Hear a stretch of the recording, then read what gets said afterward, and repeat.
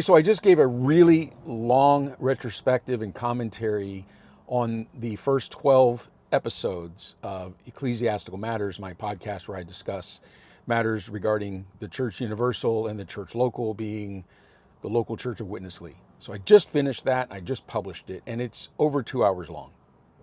And I'm not gonna make another one that long. But there's a topic that came up as I'm driving out in the countryside, and I want to address this matter, and that is when we in the Lord's recovery or in any situation where we make a transition, a life change, especially regarding some matter that touches on our very identity, we we go through a trauma, we go through a struggle. It is not a pleasant experience, and it's not a pretty experience.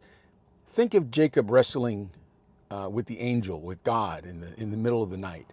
That it's a neat story because we talk about God touching the thigh so that God doesn't get defeated, right, by Jacob. So Jacob gets touched, and then but he's wrestled with God, right? So Israel, and the name change, right? So it's a big deal. Jacob becomes Israel. This is an identity change, and it comes through nighttime wrestling with God.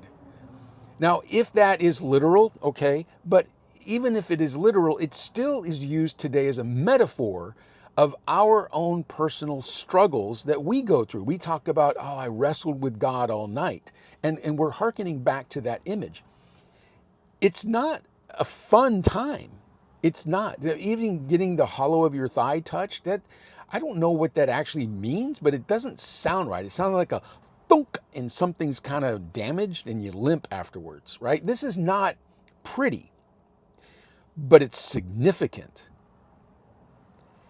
So, when people who have their entire identity around the church, and if you say, well, you shouldn't have your entire identity around the church, I just point out that we call it the church life because it's not just church, it's our life.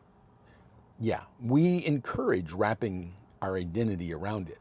We encourage wrapping service in with our personal walk with the Lord, right? We do outward service and we do corporate worship, corporate fellowship, and we do personal devotions, personal walk with the Lord. And so everything's all inclusive, all built up, wrapped up together. And even to the point that when we look at the Lord's recovery, we do not have a teaching where it is up to the individuals to evaluate the condition and the qualifications and the efficacy and the appropriateness of the leadership. We don't do that for the elders. We don't do that for the regional serving ones or for the blended brothers. There is no teaching that says that we are to evaluate them. Nope, they are God's deputy authority, and they are put there by God. They are the five talented members. They are the gifts given through grace to the church, the apostles, the evangelists, the shepherds, the teachers. It is not for us to do that. They are the eyes, not the elbow, not the toes. The implication being that we're the toes, and I'm happy being a toe. Toe the line? No, I guess I don't. I'm not a toe because I don't toe the line. Too fun. Okay. So for us to get to a point where we question an elder, where we question maybe someone who shepherded us, where we question a regional speaker at conferences, where we question a blended brother, it's already traumatic because we don't go there. That's not where we go, right? So to do that, there has to be a reason. We don't normally just sit around and say, I'm going to do something that I would not otherwise do today. And a lot of times, if you question someone in leadership, I'm just using this as an example, people will say, hey, you're questioning leadership. You have ambition. And it's like, I don't. I don't have ambition. I don't want to be a leader in this way. It's like, well, then why are you doing this? You need to accept God's arrangement. And, okay, you're right. I don't want to do that. And don't believe any allegations without, a couple of witnesses and all that. And they're like, oh, okay, I'm sorry. So it is not in our wheelhouse to make those kinds of judgments. So if there comes a time where someone says, I'm not sure about so and so, like Kali Joseph in Oklahoma City. I was in Texas in the 80s and 90s. Kali Joseph was someone that we respected a lot, especially as young people, and always enjoyed getting to know and all this. Well, then finding out, it wasn't just that some people came out making up allegations against him. It turns out the Blended Brothers wrote a letter, right? So something happened. Well, for people to get to the point where they're going to question Kali Joseph, there's already a problem, because we just don't, that's just not the direction we go. We don't normally come together and say, hey, hi, how you doing? I haven't seen you in 5 years. What do you think of Ron Kangas? It just does not happen. If it does, it's like, what do you think of Ron Kangas? Oh, I enjoyed his message. Oh, me too.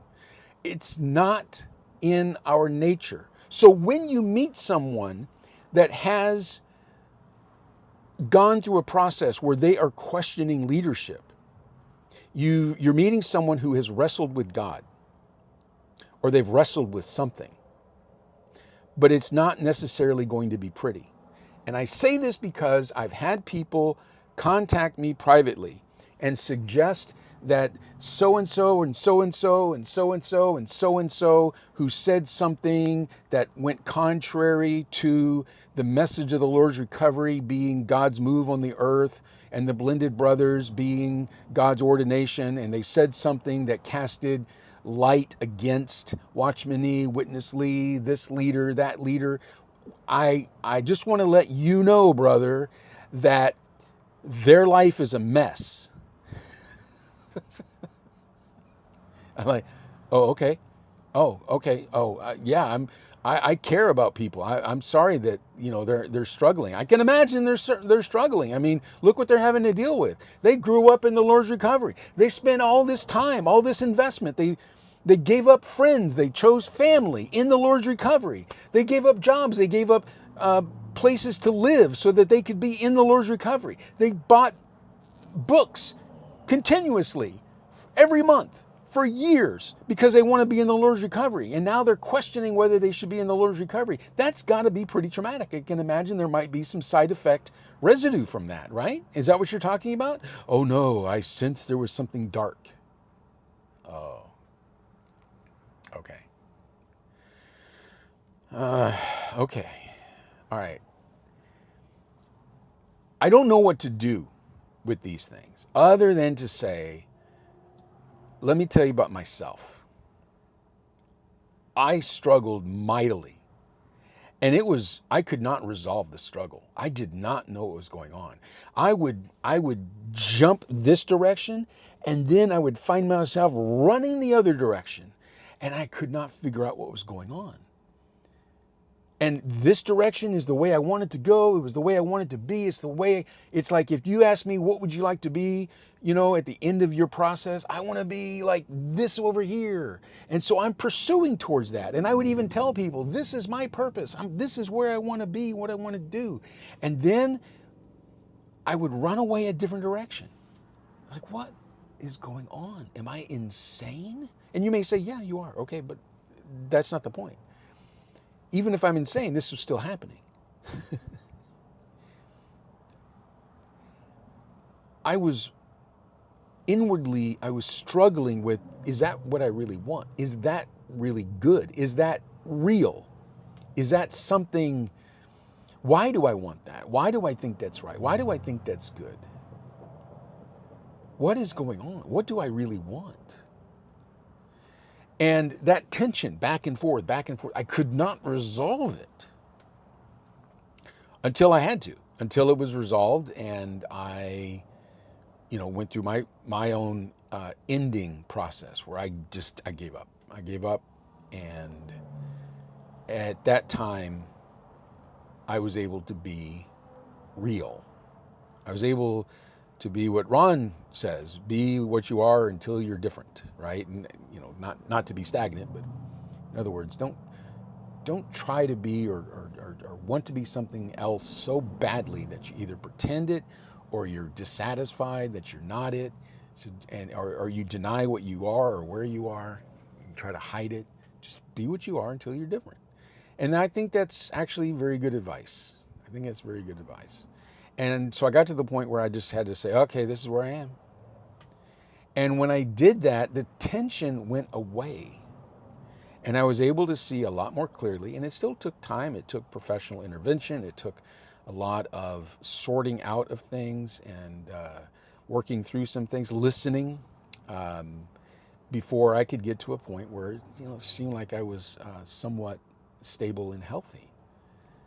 And it was not pleasant. But I also recognized that it was that discomfort that was important so that I could listen to what tensions I had inside, to the contrary voices within myself about the direction that I was heading in, and to listen to the doubts that I had that were screaming at me saying, this is not right. So yes, if you hear of someone who has made the difficult life change to go from being in the Lord's recovery, not just on the periphery, but being in the middle of it, to leaving, and they have gone through a very difficult time, you need to understand that that is expected. If you meet someone who says, I was in the Lord's recovery, and then one day I woke up and I said, no, I don't think God wants me there. I think God wants me doing something completely different. And there's no struggle, there's no cost to that. It's just like, okay, bye. And then just kind of go on. Maybe it wasn't that important to them. I mean, I don't know. I'm not trying to say that it's not possible. I'm just saying that I can't imagine it. I just can't imagine that if it matters to you, that you wouldn't be bothered, So yes, so if you are one who's having these doubts and struggles, it may not be because Satan is buffeting you. It may be because you need to listen to something you're turning off, that you are PSRPing into quietness. And whatever that thing is that's not staying quiet, it won't stay quiet, and it'll keep coming back, and it'll become a sore. It'll become a festering point. You got to listen to it. And it should not be a crime to listen to it. It should not be a crime to question things. Not everyone is ambitious that has a complaint in the Lord's recovery. Not everyone wants to go and sin who has a doubt about the Lord's recovery. Not everyone is swayed by the devil who wants to take perhaps a step back or a different way. In fact, by not listening to that inner voice, by not listening to that doubt, to that discomfort, we prolong our suffering, and we put off dealing with the very thing we probably should be dealing with. So, yes, if you've noticed that some people that have gone through the struggle of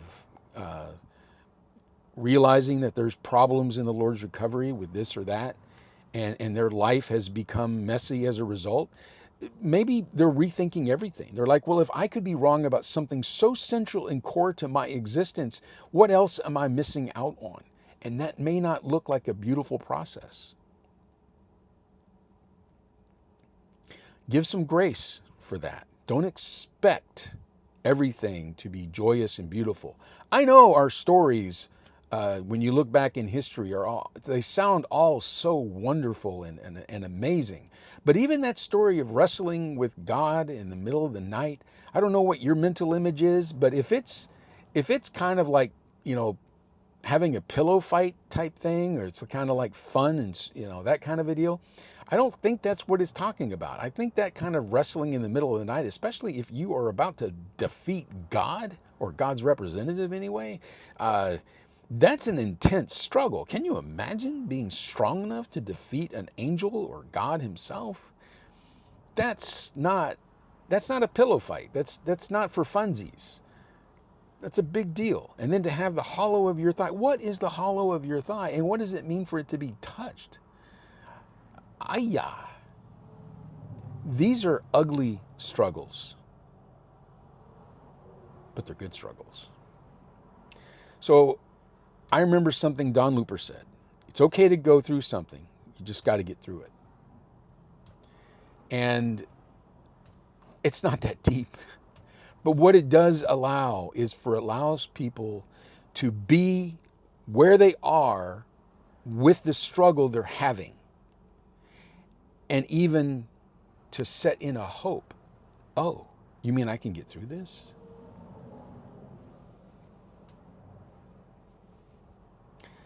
I hope we all get through this, whatever that means.